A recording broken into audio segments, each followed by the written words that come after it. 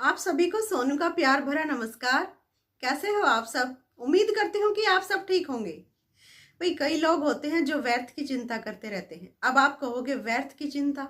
नहीं, व्यर्थ की चिंता कोई नहीं होती, सभी लाजमी होती हैं और वो जरूरी होती है।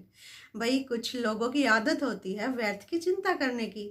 बेवजह ही क्या होगा, कैसे होगा, क्यों होगा, पता नहीं कब से वो स्टार्ट करेंगे, इतने दिन पहले स्टार्ट कर देंगे उस चिंता को करना, कि उसके बारे में सोचना कि क्यों, कैसे, किस लिए। भाई आज इसी का निदान लेकर हम आए हैं कि व्यर्थ की चिंता करना सही है या नहीं है। आइए जानते हैं। भाई इसका हम निदान कैसे करेंगे? एक स्टोरी के माध्यम से मैं आप लोगों को बताती हूँ, समझाती हूँ कि वो स्टोरी क्या होगी भला।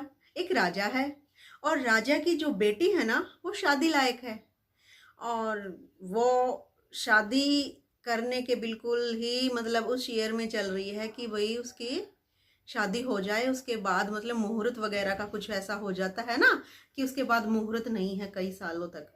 तो इस तरह की स्टेज पर है वो, और राजा बहुत ही चिंतित है। इतना चिंतित है कि योग्य वर नहीं मिल रहा। योग्य वर तब तक नहीं मिले तो पापा होते हैं जो वो बेटियों की शादी नहीं करते। हर माँ बाप को यह चिंता होती है कि योग्य और हमारी बेटी के लिए एक अच्छा जीवन साथी मिले, जो उनका पग पग पर साथ दे, उनकी सारी मतलब जो भावनाएं हैं उनको समझे और समझाए। इस तरह से मतलब एक अच्छा योग्य सुवर ढूंढने की हर एक पेरेंट्स की इच्छा होती है। वो चाहे लड़की के लिए हो या चाहे लड़के के लिए हो, जीवन साथी सभी को अच्छा और सुशील और संस्कारी चाहिए। ठीक है। तो वही राजा की बेटी भी ऐसे ही है। वो भी मतलब मैंने बताया कि वही शादी के लायक हो गई है लेकिन योग्य वर नहीं मिल रहा। राजा को चिंता हो रही है कि कहाँ से हम योग्य वर लेकर आए, कहाँ से ढूंढें।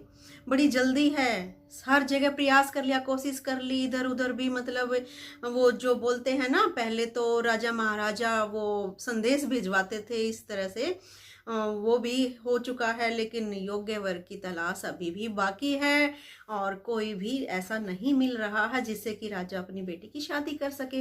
एक गुरुजी होते हैं, आश्रम के गुरुजी, जो ज्योतिष शास्त्र को भी जानते हैं, उनको वो बुलवाते हैं और कुंडली दिखाते हैं। कुंडली दिखाने के बाद पता चलता है कि लड़की बहुत ही भाग्यशाली है और जो भी वर लड़की को मिलेगा उसके भाग्य खुल जाएंगे। उसको अगर वो राजा है तो वो महाराजा बन जाएगा, महाराजा है तो सम्राट बन जाएगा। इस तरह से मतलब उसका जो पद है वो आगे से आगे बढ़ता जाएगा और वो बहुत ही तरक्की करेगा। जो जीवन साथी होगा लड़की का और वो परिवार, वो वंश, वो भी बहुत ही मतलब खुशहाल रहेगा। इस तरह से मतलब कुंडली में लिखा हुआ है। लेकिन होता क्या है, वो जो गुरुजी है ना, जिन्होंने बताया था कुंडली देखकर कि भाई ऐसे ऐसे होने वाला है, लड़की की कुंडली में ये सब है, वो उसकी नीयत है जो वो बिगड़ जाती है। वो सोचता है कि क्यों ना इस लड़की से मैं ही शादी कर लूँ, मेरे भाग्य उदय हो जाएंगे, मेरी बढ़ोतरी होएगी, मेरी तरक्की होएगी और हमारा जो वंश है वो बहुत ही खुशहाल हो जाएगा, आगे आने वाली पीढ़ियां भी बहुत सही रहेंगी। तो नीयत बिगड़ जाती है और खुद ही शादी करने के लिए मतलब राजी हो जाता वो मन ही मन। लेकिन राजा से बात नहीं कर पाता। राजा से बात करे कैसे, क्योंकि राजा का फिर क्रोध कितना होता वो जानता था, लेकिन बात नहीं करता। वो कहता है, राजा को एक और उलझन में उलझा देता है। वो कहता है कि सीधे सीधे बात नहीं कहता, वो कहता है कि भाई इसको सीधे सीधे अगर किसी से शादी करवाओगे ना तो कुल का नाश भी हो सकता है। ठीक है, हम आप सीधे सीधे शादी इस लड़की की नहीं करवा सकते। आप इसको एक संदूक में बिठाओ, बहुत सारे हीरे जवाहरात उसमें भर दो और लड़की को बिठाओ और नदी में बहा दो। जो भी उस बॉक्स को खोलेगा टकराएगा और उसी से मतलब शादी करनी पड़ेगी और तभी इसका भाग्य उदय होगा, अगले वंश का भी मतलब भाग्यशाली वो बनेगा, उसका पति भी मतलब तरक्की करेगा। तभी ये सब जो कुंडली में लिखा है ना वो फलेगा फूलेगा, वरना तो नहीं फलेगा। तो वही इसी तरह राजा बात मान लेता है, सोचा भाई इस तरह करना पड़ेगा और इसी तरह कर देता है। बिठा देता है एक बड़े से बॉक्स में, संदूक में बहुत सारे हीरे जवाहरात सब कुछ भर देता है, खजाना भर देता है, बेटी को भी बिठा देता है और नदी में बहा देता है। होता क्या है, ऐसे।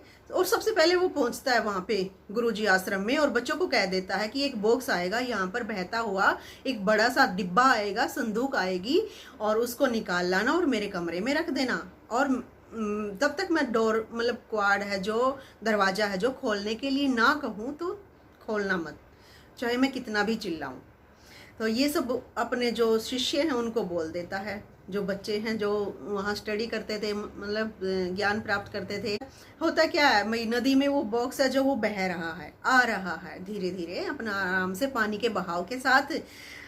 एक राजा, मतलब राजा तो क्या राजकुमार हैं, वे राजकुमार हैं किसी राज्य के, वो नदी पर आए हुए हैं, घाट पर जैसे अपना विश्राम कर रहे हैं, हाथ मुंह धोया, पानी पिया। तो इस तरह से वो बॉक्स देखते हैं, अरे ये संदूक यहाँ पर कैसे मतलब आ रहा है। वो अपन ऑर्डर देते हैं कि भी आज्ञा देते हैं कि निकाल दो इसको, क्या है इसमें देखते हैं।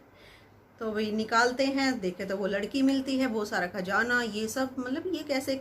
लड़की से पूछा तो वो बोली कि भाई इस तरह से, मतलब मेरे जो पापा हैं, मतलब मेरे जो पिता हैं, उन्होंने ये सब किया है कि पंडित ने बताया था, एक ज्ञानी ने, ज्योतिष ने, भाई इस तरह से लड़की को मतलब ये कर दो और जो भी मतलब इसको खोलेगा मिलेगा उसी से उसकी शादी करनी पड़ेगी, उसका भाग्य उदय हो जाएगा।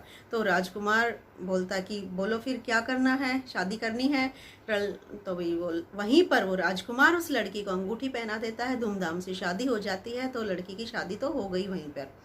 संदूक में वो क्या करता है, वो लड़का राजकुमार एक भालू को बिठाकर वापस से बहा देता है।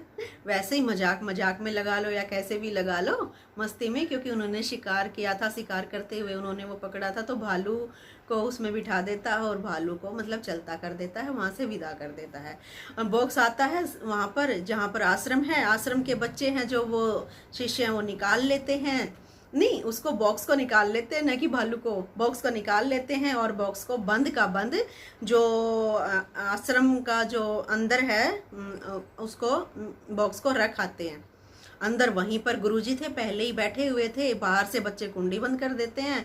तो बड़ा खुश होता है, भाई खजाना भी आ गया और ये राजा की बेटी भी आ गई और मेरे भाग्य हैं जो वो उदय होने वाले हैं अब बस।